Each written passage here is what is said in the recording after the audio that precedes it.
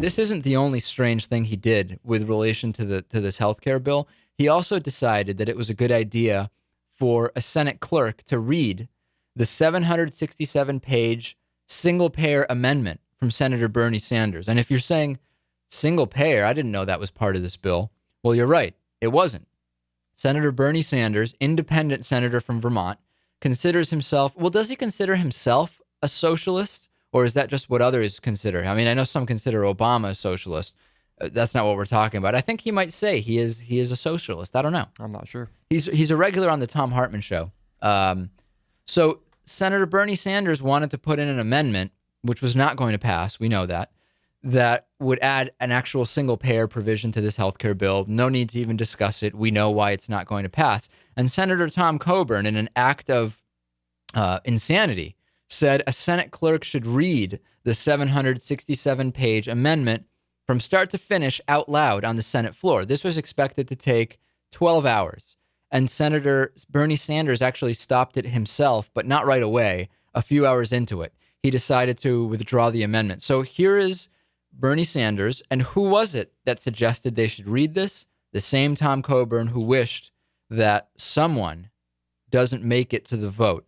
And here it is. They were arguing back and forth, and kind of a bizarre exchange. I ask the amendment be considered as read. President, I object. Without objection. I object. Objection is heard. B, table of contents. I would ask that the amendment be considered as read so that I can offer the amendments. Is there objection? There is objection. And may I ask Objection is heard. And may I ask my friend from, may I ask my Mr. President, friend from regular order. Vermont. I ask my friend from Oklahoma why he is objecting? Regular order, Mr. President.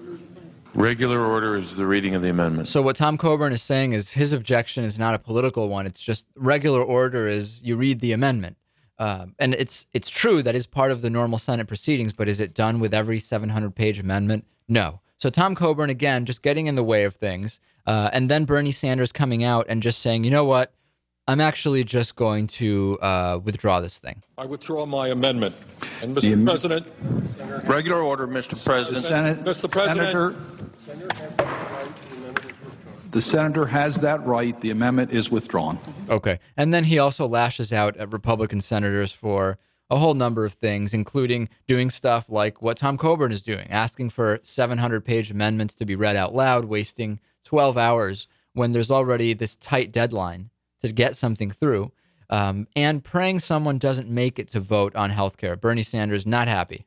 Everybody in this country understands that our nation faces a significant number of major crises, whether it's the disintegration of our health care system, the fact that 17% of our people are unemployed or underemployed, 1 out of 4 of our children are living in food stamps.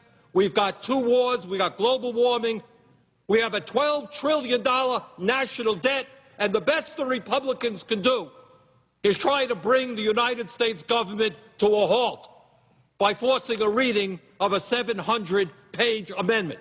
So Bernie Sanders clearly not happy with what's going on there. And I mean, there's just this is two-sided, right? There's no way that a single payer amendment is going to get through. We know that. So it could be argued that's a waste of time.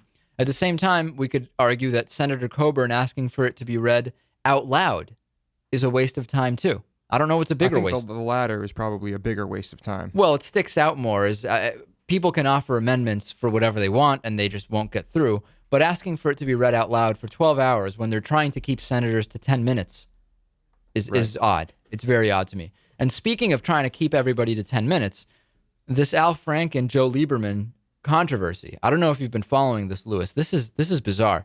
Al Franken, they were in lieu of having tons of hours of debate over this healthcare amendment, they had to actually bring in a rotation of senators to run the Senate and to move the discussion along. Kind of the equivalent of the Speaker of the House lets people talk, tells people when their time is up. At one point, Al Franken was the guy who was making those decisions and moving things along.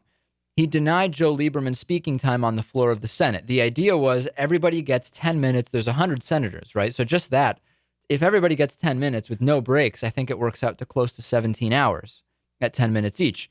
Al Franken denied Joe Lieberman extra time. Joe Lieberman got his 10 minutes, and then he asked for additional time. And here's how that went on the House or on the floor of the Senate. Within Medicare, but to look more broadly at health care spending outside of these publicly supported programs. That's very significant.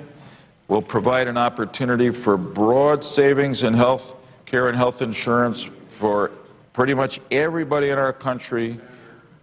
The senator has spoken for 10 minutes. I wonder if I could ask unanimous consent for just an additional moment. In my capacity as senator from Minnesota, I object. Really? Oh, okay. Don't take it personally. I will ask unanimous consent that the remainder of my remarks be included in the records if read. Without objection. I thank the chair. So there's a couple things we can say about this, right?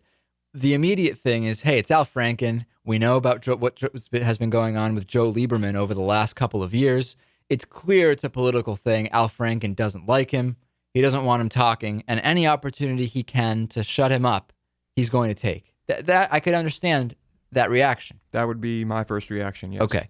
At the same time, Franken, Lieberman, and Majority Leader Harry Reid all stated on December 17th that Franken was following Reid's orders not to grant any speech extensions.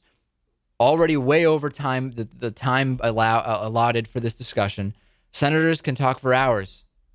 10 minutes is the limit. That's all he was doing. So that's the other side. Now, if we ask ourselves, well, hey, how did Fox News cover this? We know about Fox and Friends, right? Steve Doocy, Gretchen Carlson, Brian Kilmeade, always fascinating, incisive analysis of politics going on that show. They referred to Al Franken as everything from an angry clown to a whole bunch of other stuff for this. Here is their analysis of how this went. And I warn you, this may not be an analysis that we necessarily endorse. He's an angry comedian. And that's now he's an angry senator from Minnesota with a gavel. Maybe there's a new trend with people getting into politics, newbie politicians that don't know exactly the protocol of how I'm thinking of Alan Grayson as well. Not knowing necessarily the protocol that is to be followed, but maybe he will learn after being chastised by Senator McCain. Okay, so Gretchen Carlson throwing her hat into the ring as if she's just defending them, but mentioning new senators and new congressmen like this Democrat Al Franken and the other Democrat Alan Grayson don't know the procedures. No coincidence. And an angry comedian. So that's we know how much the majority of the Fox News anchors and spokespeople despise Al Franken, and we covered it pretty closely, during the recounts and all of that leading up to his him getting the seat. We did. So that's how Fox News analyzed it.